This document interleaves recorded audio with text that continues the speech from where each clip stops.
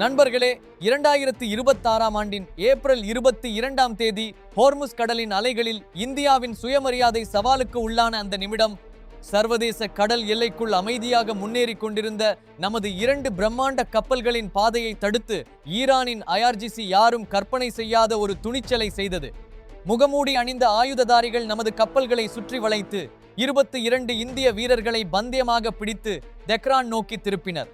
இது இந்தியாவை அழுத்தும் ஒரு வாய்ப்பு என்று அவர்கள் நினைத்தனர். ஆனால் அவர்கள் புரியாமல் செய்த தவறு என்னவென்றால், இனி எளிதில் அணையாத ஒரு தீயை அவர்கள் ஏற்றிவிட்டார்கள். ஈரானின் இந்த ஒரு தவறு தில்லியின் அதிகார வழித்தடங்களில் பல தசாப்தங்களாக காணப்படாத அதிர்வை உருவாக்கியது. செய்தி சவுத் பிளாக்கை அடைந்தவுடன் ராஜதந்திரத்தின் பக்கங்கள் மாறின. நேரடி நடவடிக்கையின் பொத்தான் அழுத்தப்பட்டது. பிரதமரின் ஒரு சைகை கடலில் எதிரிகளுக்கு காலனாக கருதப்படும் அந்த பாதுகாவலர்களை எழுப்பியது. மார்கோஸ் கமாண்டோக்கள், கடலடியிலிருந்து அமைதியாக நகரும் இந்த சைலண்ட் வேட்டையாளர்கள் இப்போது ஹோர்முஸின் அந்த நோகோ மண்டலத்திற்குள் நுழைந்துள்ளனர். அங்கு காற்றில் கூட அபாயத்தின் மனம் வீசுகிறது. இந்தியா தெளிவாக சொல்லிவிட்டது, நமது ஒரு சகோதரனுக்கு கூட சிறிய கீறல் ஏற்பட்டால் பதிலடி இவ்வளவு கடுமையாக இருக்கும். தெஹ்ரானின் வருங்கால தலைமுறைகள் கூட இந்திய திருங்காவை பார்த்தவுடன் பாதையை மாற்றிக்கொள்ளும். இது புதிய இந்தியா.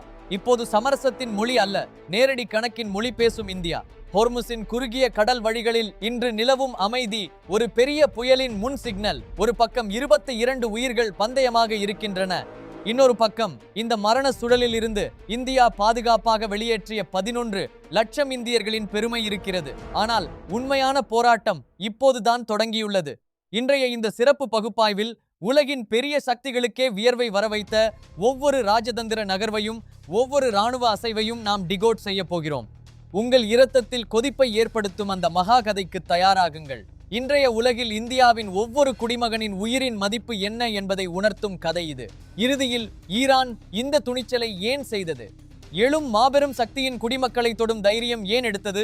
இதற்கு பின்னால் இருக்கும் கசப்பான உண்மை உலக பாதுகாப்பு நிபுணர்களையே அதிர வைத்த சமீபத்திய அறிக்கைகளில் மறைந்துள்ளது.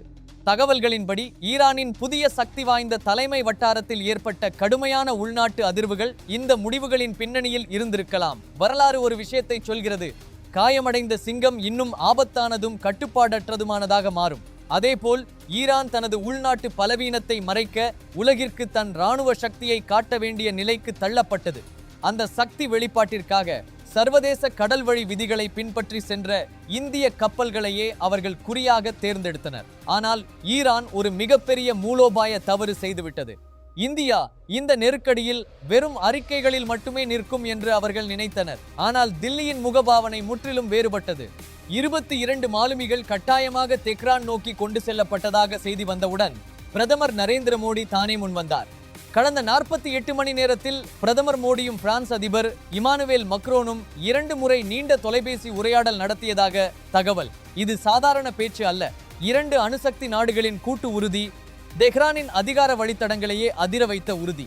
இந்தியாவும் பிரான்சும் ஒரே குரலில் உலகிற்கு கூறிய செய்தி என்னவென்றால், ஹோர்முஸின் இந்த முற்றுகையை நிறுத்த இனி வெறும் சர்வதேச முயற்சிகள் போதாது, கடுமையான சர்வதேச நடவடிக்கை தேவை.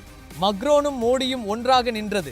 ஈரான் தனது மனமாறாத நடவடிக்கைகளை நிறுத்தவில்லை என்றால் இந்தியா தனியாக இருக்காது என்பதற்கான சான்று. ஒரு பக்கம் ராஜதந்திர ஹாட்லைன்கள் தொடர்ந்து இயங்கிக் கொண்டிருக்கின்றன. மறுபக்கம் தெஹ்ரானில் உள்ள இந்திய தூதரகத்திலிருந்து வந்த செய்தி பதற்றத்தை உச்சிக்கு கொண்டு சென்றது. இன்று காலை தூதரகம் அவசர அறிவிப்பு வெளியிட்டது. அதில் ஈரானில் இன்னும் இருக்கும் இந்திய மாணவர்களும் குடிமக்களும் உடனடியாக வெளியேற வேண்டும் அல்லது பாதுகாப்பான இடங்களில் தங்க வேண்டும் என்று அறிவுறுத்தப்பட்டது. இந்த அறிவிப்பு ஒரு நேரடி சிக்னல். ராஜதந்திர வார்த்தைகள் முடிந்து மூலோபாய நடவடிக்கையின் நேரம் தொடங்கியுள்ளது. ஆனால் இந்த முழு ஹை வோல்டேஜ் நாடகத்தில் இன்னொரு ஆபத்தான திருப்பம் உள்ளது. இந்தியா தனது மக்களின் உயிரை காப்பாற்ற பகலும் இரவும் ஓடிக்கொண்டிருக்கும் நேரத்தில் நமது அண்டை நாடான பாகிஸ்தான் இந்த மனிதாபிமான நெருக்கடியிலும் தன் லாபத்தை தேட முயல்கிறது. ஏப்ரல் 25ஆம் தேதி இரவு ஈரானின் ஒரு உயர்மட்ட குழு இஸ்லாமாபாத்தை அடைகிறது. வெளியில் இதை அமைதி பேச்சு என்று சொல்லலாம், ஆனால் இந்திய உளவுத்துறைகள் அறிந்திருக்கின்றன. இந்த நெருக்கடியை பயன்படுத்தி அமெரிக்காவுக்கும் ஈரானுக்கும் இடையே நடுவராகி பிராந்தியத்தில் தன் இழந்த செல்வாக்கை மீண்டும் பெற பாகிஸ்தான் முயற்சி செய்கிறது. இந்தியாவின் இந்த 22 வீரர்களின் உயிரை தன் ராஜதந்திர முன்னேற்றத்திற்காக பாகிஸ்தான் பேரமாக மாற்றுமா? தில்லியின் மூலோபாய நிபுணர்கள் நன்றாக அறிவார்கள். எதிரியும் அண்டை நாடும் ஒரே மேசையில் அமரும்போது கண்கள் இன்னும் கூர்மையாக இருக்க வேண்டும். நண்பர்களே, நமது 22 சகோதரர்கள் கடலின் நடுவே எதிரிகளின் துப்பாக்கி நிழலில் கடைசி நம்பிக்கையுடன் தாய்நாட்டை நோக்கி பார்த்து கொண்டிருக்கும் போது அவர்களுக்காக உங்கள் ஒரு லைக்கும் ஒரு கமெண்டும் அர்த்தமில்லையா? இன்று இந்த வீடியோ வெறும் தகவல் அல்ல, அந்த வீரர்கள் பாதுகாப்பாக திரும்ப வேண்டும் என்று எழும் ஒரு கூட்டுக்குரல். உங்கள் நாட்டின் படையின் மீதும் பிரதமரின் இந்த கடுமையான நிலைப்பாட்டின் மீதும் உங்களுக்கு பெருமை இருந்தால் இப்போதே இந்த வீடியோவை லைக் செய்யுங்கள். கமெண்ட் பாக்ஸில் ஜெய்ஹிந்த் என்று எழுதி அந்த 22 குடும்பங்களுக்கு முழு 140 கோடி இந்தியாவும் அவர்களுடன் நிற்கிறது என்பதை உணர்த்துங்கள். மேலும் புதிய இந்தியாவின் இப்படியான வீர கதைகளும் ஒவ்வொரு நொடியின் அப்டேட்களும் உலகம் முன் தொடர்ந்து வர வேண்டும் என்று நீங்கள் விரும்பினால் எங்கள் சேனலை இப்போதே சப்ஸ்கிரைப் செய்யுங்கள். இந்த வீடியோவை ஒவ்வொரு குழுவிலும் பகிருங்கள். நினைவில் கொள்ளுங்கள், உங்கள் ஒரு குரல் தெஹ்ரான் வரை ஒலிக்க வேண்டும். நாம் நமது சகோதரர்களை ஒருபோதும் தனியாக விடமாட்டோம் என்பதை காட்டுங்கள். ஹோர்முஸ் வளைகுடா இப்போது உலகின் மிகவும் ஆபத்தான மண்டலமாக மாறியுள்ளது. இங்கே நிலைமை இப்போது இரட்டை முற்றுகை, அதாவது டூயல் பிளாக்கெட் ஆக மாறியுள்ளது. ஒரு பக்கம் அமெரிக்கா ஏப்ரல் 13ஆம் தேதி முதல் ஈரானிய துறைமுகங்களுக்கு அபூர்வமான முற்றுகை அமைத்துள்ளது. அதன் நோக்கம் ஈரானின் பொருளாதார முதுகெலும்பை உடைப்பது. மறுபக்கம் கோபத்தில் கொதிக்கும் ஈரான் தனது IRGC, அதாவது ரெவல்யூஷனரி கார்ட்ஸ் மூலம் வளைகுடாவிலிருந்து வெளியேறும் ஒவ்வொரு சந்தேக கப்பலையும் குறிவைக்கிறது. கடந்த 48 மணி நேரத்திலேயே ஈரான் பல பெரிய கப்பல்களை கட்டாயமாக பிடித்து தனது கடல் எல்லை நோக்கி திருப்பியதாக தகவல்கள் வருகின்றன. அந்த கப்பல்களுக்கிடையே நமது 22 இந்திய மாலுமிகளும் சிக்கியுள்ளனர். அவர்களை கவசமாக வைத்து ஈரான் உலகத்தை பிளாக்மெயில் செய்ய முயற்சி செய்கிறது. ஆனால் இந்த பயங்கரமான சூழலில் இந்தியா செய்தது வருங்கால தலைமுறைகள் அதிசயம் என்று சொல்லும் அளவிற்கு பெரியது. உலகின் பெரிய பெரிய நாடுகள் தங்கள் குடிமக்களை அவர்களது நிலைக்கு விட்டுவிட்டு கைகளை உயர்த்திய நேரத்தில் இந்திய வெளியுறவு அமைச்சகம் இன்று வெளியிட்ட தகவல்கள் ஒவ்வொரு இந்தியரின் மார்பையும் பெருமையால் உயர்த்தும். வளைகுடா நாடுகளில் நடக்கும் இந்த கடுமையான பதற்றத்தின் நடுவே இந்தியா இதுவரை 11 லட்சத்திற்கும் மேற்பட்ட இந்தியர்களை பாதுகாப்பாக வெளியேற்றியதாக அதிகாரப்பூர்வமாக உறுதி செய்யப்பட்டுள்ளது. ஆம், நீங்கள் சரியாக கேட்டீர்கள், 11 லட்சம். 1990ஆம் ஆண்டின் குவைத் ஏர்லிட்பட்டிற்கு பிறகு மனித வரலாற்றிலேயே மிகப்பெரிய மீட்பு நடவடிக்கையாக இது மாறியுள்ளது. இன்றைய காலத்தில் இந்திய பாஸ்போர்ட்டின் சக்தி என்ன என்பதை நிரூபித்த மாபெரும் வெற்றி இது. ஆனால் இந்தியாவின் வலிமை அதிகரித்து கொண்டே இருக்கும் போது கடலிலும் அசைவுகள் அதிகரிக்கின்றன. அமெரிக்காவின் விமானந்தாங்கி போர்க்கப்பல் இந்து பெருங்கடலின் மத்திய கட்டளை பகுதியில் நுழைந்துள்ளது. இப்போது இந்த சிறிய கடல் பகுதியில் அமெரிக்காவின் 3 மாபெரும் போர்க்கப்பல்கள் நிறுத்தப்பட்டுள்ளன. அவற்றின் ஏவுகணைகள் தெஹ்ரான் நோக்கி திரும்பியுள்ளன. இந்த பெரும் இராணுவ குவிப்பை இந்தியா தீவிர கவலையுடன் பார்த்துள்ளது. தில்லியின் நிலைப்பாடு தெளிவு: நமக்கு போர் வேண்டாம், நமது குடிமக்களின் பாதுகாப்பு வேண்டும். இந்தியா சர்வதேச மேடைகளில் இறையாண்மைக்கு மரியாதை வேண்டும் என்று அழைப்பு விடுத்துள்ளது. அதே நேரத்தில் தனது கடற்படையையும் உயர் எச்சரிக்கையில் வைத்துள்ளது. INS விக்ராந்தின் டெக்கில் நிறுத்தப்பட்டுள்ள போர் விமானங்களின் கர்ஜனை எங்கள் மீட்பு நடவடிக்கையில் யாராவது தடையிட முயன்றால் இந்தியா அமைதியாக இருக்காது என்பதை தெளிவாகச் சொல்கிறது. பிரச்சனையானது என்னவென்றால், இந்த மனிதாபிமான துயரத்தின் நடுவிலும் பாகிஸ்தான் தனது சூழ்ச்சிகளை நிறுத்தவில்லை. அமெரிக்காவுக்கும் ஈரானுக்கும் இடையிலான போர் நிறுத்தம் தொடர்பாக பாகிஸ்தான் நடுவராக இருப்பதாக வரும் செய்திகளை இந்தியா கூர்மையாக கவனித்து வருகிறது.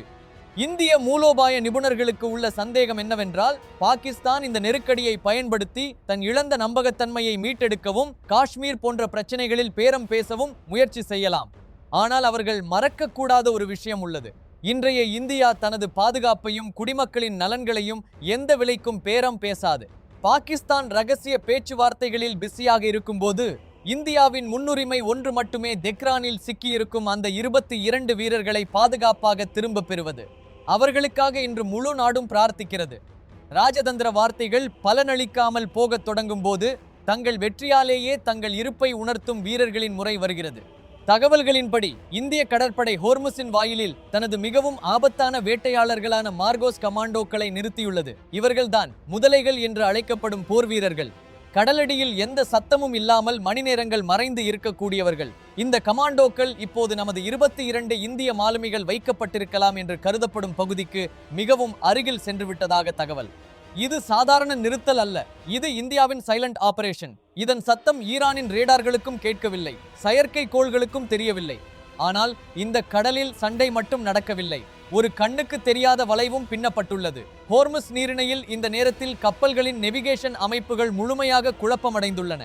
நிபுணர்கள் இதை GPS ஸ்பூச்சப்பிங் என்று அழைக்கின்றனர். பல வெளிநாட்டு கப்பல்கள் தங்கள் வரைபடங்கள் தவறான பாதையை காட்டுகின்றன என்று புகார் தெரிவித்துள்ளன. அந்த பாதைகள் நேராக ஈரானின் கடல் எல்லைக்குள் கொண்டு செல்கின்றன. இது சர்வதேச கப்பல்களை சிக்க வைத்து பந்தயமாக பிடிக்கும் ஈரானின் சூழ்ச்சி.